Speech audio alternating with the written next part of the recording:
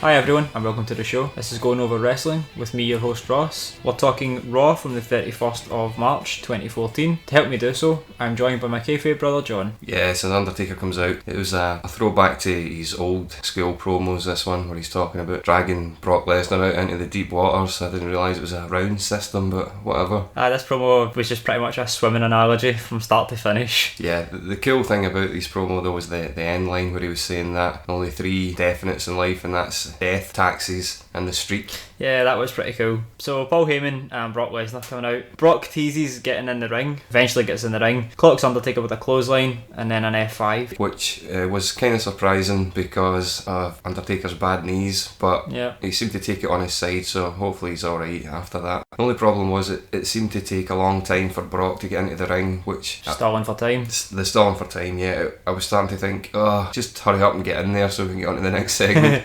But it's good finally that Brock gets his hands on Taker. Yeah, it was. So Big E taking on Del Rio. So it's a back and forth match. Del Rio gets the cross arm breaker on. Big E pulls out of it into a powerbomb. So putting over Big E's strength in this match. Yeah. Del Rio finally picks up the win with a super kick to the kneeling opponent. Gets the 1, 2, 3. So that's twice now he's pinned the Intercontinental Champion. Yeah, that's right. And it's only building up to this Andre Invitational Battle Royal and not a title match, which you would think it would be, but apparently not. Maybe that'll get done for Extreme Rules, but for now it's putting over the Battle Royal, as everything is putting over the Battle Royal. Everything is putting over the Battle Royal, yeah. So next we'll get a Bray Wyatt promo backstage, basically saying that in time Cena will be forgotten. Wasn't really too much to it. It was just the usual one, but he said that he was going to take away the kids' dreams or something like that, so you can see that they're playing up the horror for the children sort of angle. Yeah. And he's got the whole world in his hands, which some of the fans joined in on as well. Yeah, I noticed that. So Summer Rae taking on Natalya here. This is playing off an angle from Total Divas on Sunday night. Apparently Summer Rae goes to Natalya's house and confronts her about the problems they've been having and slaps her in the face. Natalya slaps Summer in the face, that is. So Summer Rae picking up the win with a very weak looking kick from the apron. Yeah, but the bad news for Fandango here was Summer Rae coming out to her own entrance music. It spells doom. I'm afraid that it's as I said, Mark Maroitis seems to be striking for Fandango. So next we've got a Triple H Stephanie segment in the ring here. They bury Fandango for absolutely no reason. Yeah, and the thing with this Triple H promo as well, it's kind of similar to the one that he did with CM Punk back when CM Punk was getting over, where he was telling CM Punk, the fans love you today, but he seems to be fixated on this, that he is the legend that the fans will always care about and nobody else is. They're only the flavour of the month. Triple H also makes reference to the fact that he married very well, but that's got nothing to do with the legend that he is. That's all to do with the work he's put in the ring. That's right, because he was trying to say that everybody else is a student of the game, but that he is the game, and that he got there because he was a legendary competitor and not because he had the Booker's ear, which he did. And we get a video montage of everybody that Triple H has buried recently. Notably missing is CM Punk. I thought that would have been the perfect excuse to show footage of CM Punk getting buried, because they like to do that with people as soon as they're out the door. That's right, because he did make the reference of taking your ball and going home. Was it last week or the week before? Regarding Daniel Bryan, but no, they didn't show anything with that. Yep, so Mick Foley, RVD, Jeff Hardy, Booker T and Scott Steiner were all the people getting shown to be buried in the video montage here. That Scott Steiner match, I'm going to have nightmares even thinking about that. Yeah, that was a god-awful match. To try to take Scott Steiner to a Broadway, it's not happening. It's a 30-minute match because Triple H has to take people to a 30-minute match. I think it was 28 minutes too long. They should just give Scott Steiner a microphone and let him talk.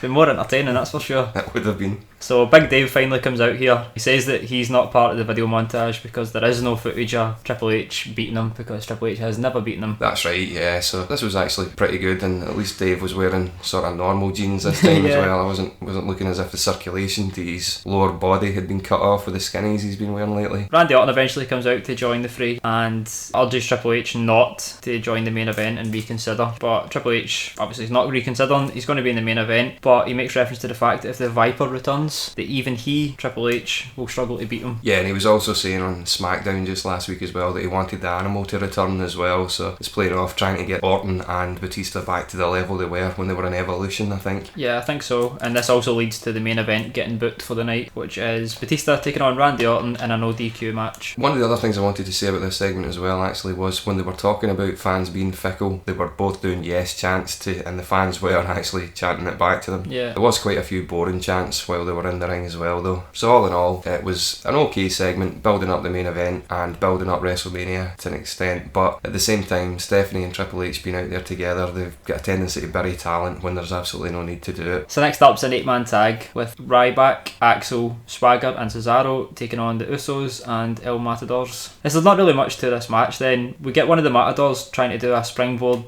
twist senton and he misses Cesaro, but Cesaro manages to catch him before he hits the ground. He's lucky Cesaro's strong, or else he could have hurt himself in that one. Finish comes when Swagger has got one of the Matadors in the ankle lock, or the Patriot lock as he calls it. Yeah. And he gets distracted with one of the Usos attacking him, so he lets go of the hold, deals with the Uso, and in the meantime we get the old switcheroo from the Matadors. When Swagger goes back over to pick up the Matador, he gets hit with a small package for the 1-2-3. I'm not usually a fan of the faces cheating to win, but when it comes to the Matadors, I don't think it's really that much of a problem. Nah, I don't think it really matters. Yeah, the only unfortunate thing about this match really was the fact that the Cesaro swing was only teased because he got knocked out when he was about to do it, and the fans were booing at that point. Saving it for Mania? Saving it for Mania, yeah, but it seems to be the problem with that is, of course, that for WrestleMania, the 4-way for the tag team titles, which was announced around about the time of this match, is going to be on the pre-show. You would think that they would have been able to find some time on the main card because it is a title being defended, you know. Yeah. I know somebody has to be on the pre-show, but I think that a title defence should be on the main show. Yeah, I agree with that. Yeah. So up next we've got a tag match with the Rhodes Brothers, Kōhei and Goldust taking on Sandow and Fandango. Yeah, so Sandow being teamed with Fandango. Fandango should realise the writing's on the wall. The 2 segments previous, Summer Rae getting her own entrance music, Triple H burying him, and then he gets Sandow as his partner, who is on a phenomenal run of late. Yeah, he has become the new Barry Horowitz, it seems. I know they made reference to Barry Horowitz last week saying it was his birthday, but I would like to point out that Barry Horowitz was one of my favourite enhancement guys back in the day, especially his jacket with his handprint in the back, remember, where he would pat himself in the back and stuff like that. They should maybe give that gimmick to Sandow since he's not much more than enhancement just now. So Goldust picks up the 3 count with hitting the final cut on Sandow. So again, Sandow the one to take the fall in this match. Yeah, that's right. So all night the fans have been voting for which one of the Shield will take on Kane, and we've got the Shield backstage here cutting a promo saying it doesn't matter which one of them that the fans pick because they'll win anyway. That's right, yeah. And the Shield is not to be messed with. Believe that. Bray Wyatt taking on R-Truth, who's got Xavier Woods in his corner. This is basically just a squash match, but it's a squash match that ran too long in my eyes. Yeah, it did go on for quite a while, putting over Bray Wyatt as the monster, although I was quite pleased to see Xavier Woods coming out with R-Truth because I thought that he'd been relegated because he hasn't been on TV for quite a while. So Bray picks up the win with his sister Abigail. So after the match, the Wyatts are doing their pose down with Bray kneeling down and Rowan and Harper standing behind him. Rowan's got the sheep mask on, the lights are dimmed, and all of a sudden we get another sheep's mask standing between the two of them. Right away you knew exactly who it was, but the Wyatts are playing dumb. They're turning around, looking dumbstruck, looking at this other sheep's mask. Finally the sheep mask comes off and it is John Cena. So he clocks Harper and gives Rowan the AA, and then he goes to get his hands on Bray. Gets up on the shoulders to deliver the AA, but Bray slips off the back and slides out of the ring. Yeah, so it was basically getting John Cena to be physical and coming out on top against the Wyatt family leading into WrestleMania, which I suppose is good because the Wyatts had been coming out on top of him. Although John Cena, while he did have the sheep's mask on, was doing the cock in the head dog look that was famous from the first Halloween movie when The Shape, I believe he was called in the script, Michael Myers was called The Shape, where the actor decided he would do it like a dog, tilting his head, and that's what John Cena was doing. But I know that Rowan does it as well, but that's where it comes from for anybody that was interested.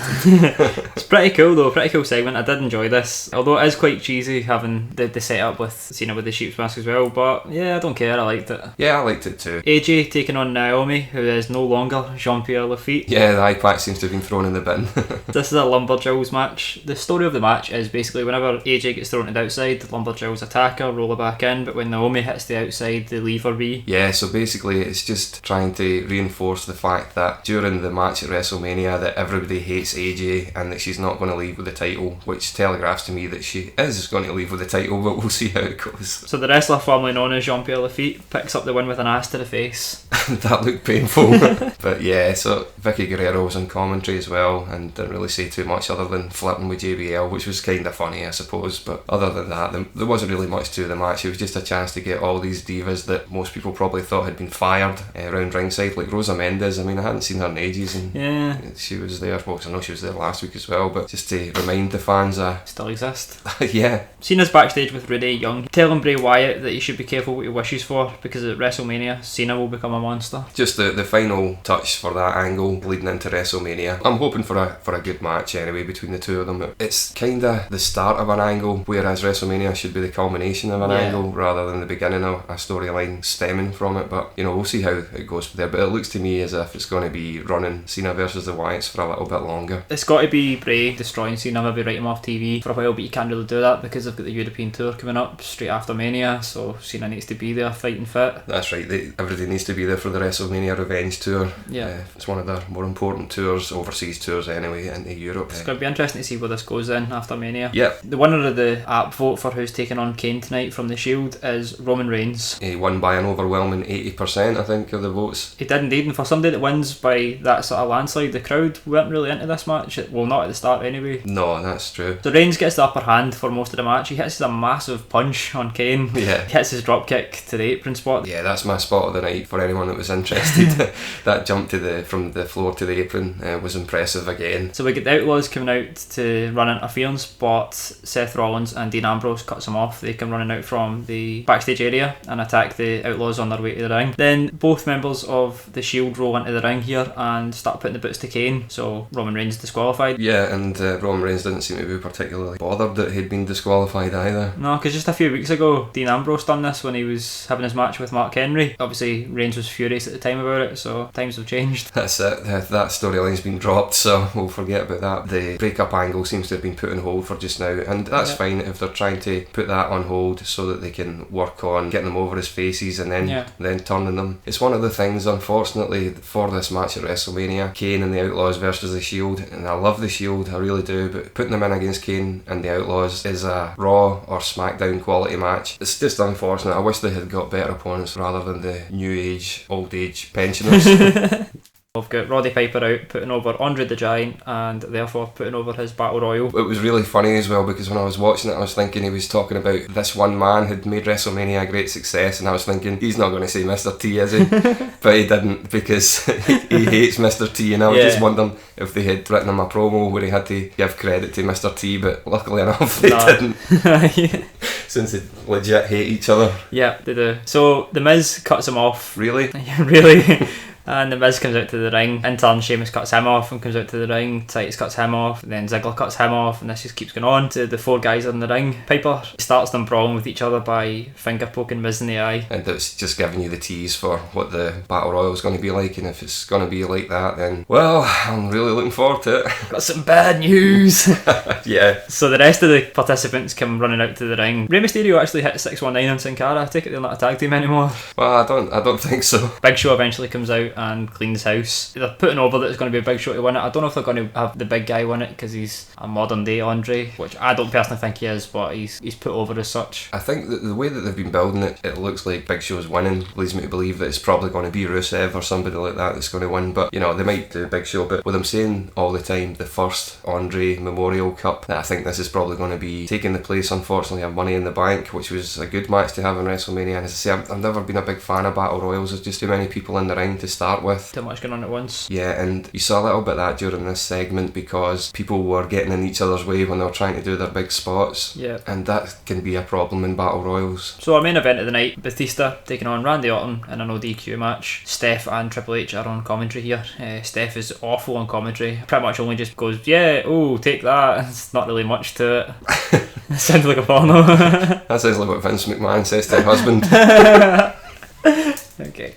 Yeah, she just sort of sells the moves on behalf of the wrestlers. That's what it sounds like she's doing. Yeah. A back and forth match. Batista working Randy Orton over with a chair. Randy Orton gets his kendo stick that he's been using of late from under the ring. Nothing really much to the match until finally we get the run in. Daniel Bryan attacked him at ringside. It was funny as well because Randy Orton was in the ring at this time and he seemed to be getting a reaction from the crowd, and I was thinking Daniel Bryan must be doing a run in. So the camera finally pans to it and Daniel Bryan is working Triple H over. Triple H doing very well to sell this. He did fantastic. I've got to say that the way he was flying about the place, selling the moves, selling like a boss for him. Yeah, it looked fantastic. Gets Triple H up onto the commentary desk, putting the punches to him until Randy Orton drags him off him. But as he rolls into the ring, Batista hits him with a spear, taking Randy out of the equation. Bryan back up to his feet, hits Batista with the running knee, and then hits a tope to Triple H on the outside, and then resumes the beating. Daniel Bryan gets a shot at the kendo stick, which is still lying at ringside, starts putting the beating to him with that. Triple H starts scampering out of the way. Bryan gets back into the ring. At this, Randy Orton has climbed back up onto the apron, gets a drop kick for his troubles, and Daniel Bryan has left the sole survivor in the ring. Yeah, so the old sports entertainment finish, Randy Orton versus Batista, no DQ, and the winner is Daniel Bryan, but I don't mind. The bell doesn't even ring. I take it that match is still going on. I take it that it's 140 a finish, so it must be going on somewhere.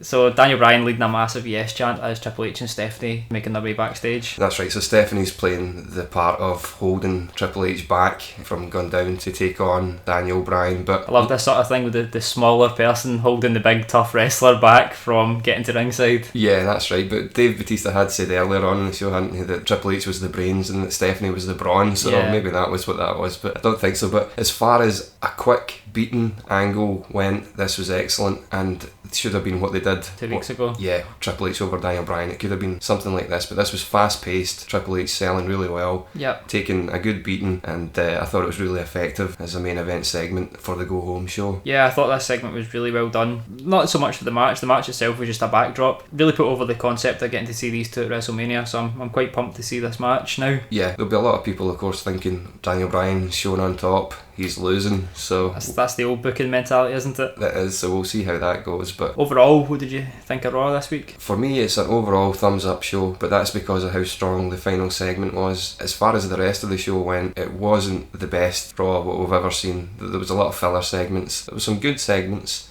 like the Cena segment I thought was good, and the main event segment, as I've already said, was good, and the tag team tornado match was good as well.